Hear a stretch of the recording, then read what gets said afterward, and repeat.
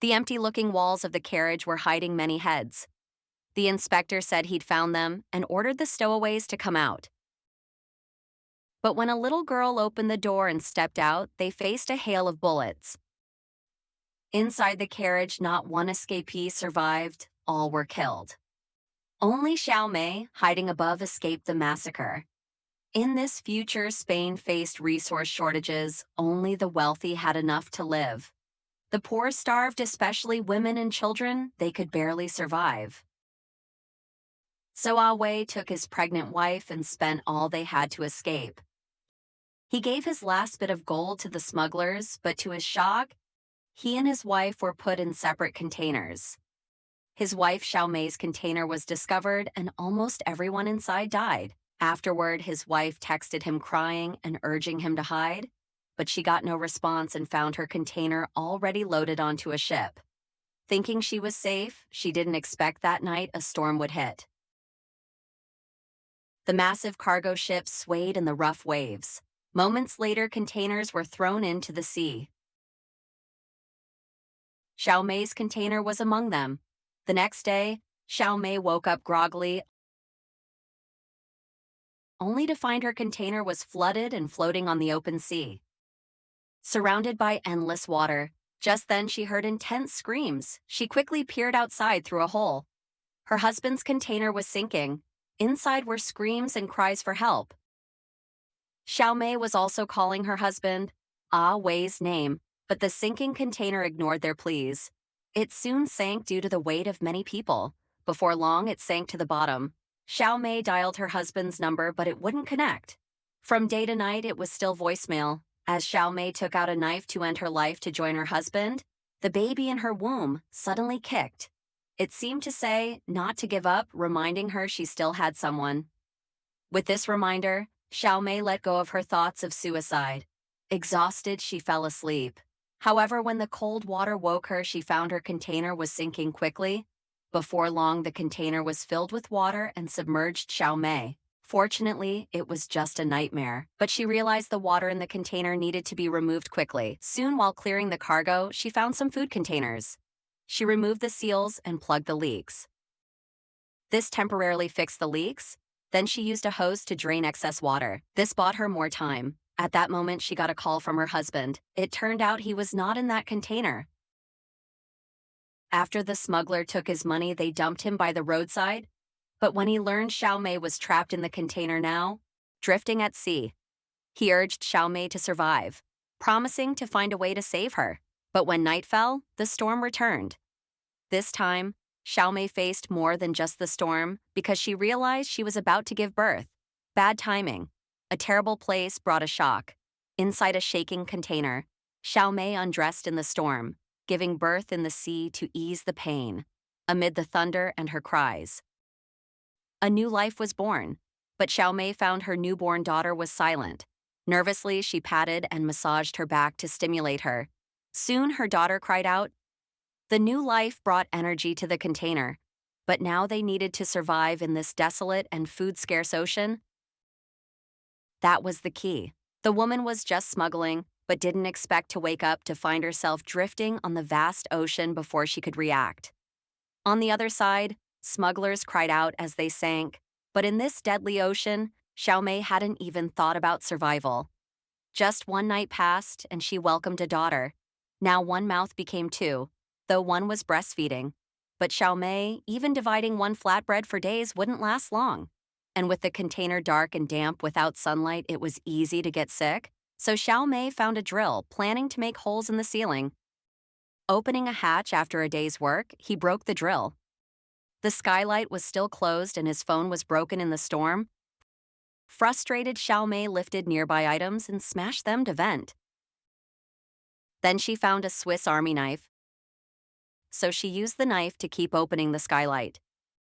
Days passed, but Xiao Mei was starving. She couldn't produce milk, woken by hunger. Xiao Mei searched for food in a container. She found something. It was the placenta. Discarded after birth. Now starving, she didn't care and bit into the placenta. When starving, you can eat anything. The next day, feeling stronger, Xiao Mei kept working. But while working, she broke the Swiss knife. Exhausted and hungry, she sat in the seawater. With no hope, just as she was about to give up, she saw her grown daughter. Her daughter urged her to play. Then she saw her husband nearby, encouraging her to hold on. And just then, the sound of rain woke her. It was raining outside. Rain flowed through the hole. In the skylight she opened, Xiao Mei used containers to collect the rainwater. A day later, Xiao Mei thought of a way to pull the ceiling down. Using a rope, she threaded a canvas rope. Using his weight and limited strength, he actually pulled down the ceiling riddled with holes. After drifting at sea for over 10 days, Xiao Mei climbed up to the ceiling with her treasure. After tossing the baby's diaper into the sea, she found that her baby's poop could attract fish to forage. So Xiao Mei thought of using a steel pipe to spear fish. However, she spent all day fishing from dawn to dusk without catching a thing. She realized this method needed improvement, so she used wires from the container to make a fishing net. The next morning at dawn, Xiao Mei couldn't wait and cast her new weapon into the sea. She placed a piece of the diaper in the net and patiently waited for the fish to bite. Soon several small fish came around. Next, without surprises, Xiao Mei caught a fresh fish. She ate the fish raw. She swore it was the freshest food she had ever tasted. Days passed by and Xiao Mei used containers to make many distress messages. Then she threw them into the sea. She hoped someone would find them, even if it only increased her survival odds by 1 in 10,000. She had to try. Even if not for herself, she had to try. To survive for her newborn, she must persevere. That night, while getting fresh air on the roof, Xiao Mei got a call from her husband. He urgently asked her to answer about the broken screen, insisting she must pick up. It seemed heaven heard his plea and connected them. They were both thrilled to speak. But soon after her husband delivered bad news, he might not be able to reach her. While trying to escape today, the prosecutor caught him. He tried to run away desperately but was shot. He urged Xiao Mei to take care of herself and raise their daughter. Well, in tears. Wei ended the call. It was clear this could be his last call. Sobbing, Xiao Mei fell asleep on the ceiling. The water level was rising daily, making it unlivable. So Xiao Mei moved to the ceiling with her daughter. On the deck, she saw seagulls eating her discarded taro. This meant she was near land. That night, Xiao Mei found a photo of her daughter left in the container. She dove into the container to look for it. After finding the photo, she spotted a piece of chocolate in a nearby plastic box, so she swam over to get it. But she never expected that. As she swam over, her foot got caught in a rope. The worst part was the container was sinking fast. The baby on the deck was also sliding into the sea with it. In this dangerous situation, Xiao Mei quickly cut the rope with her knife.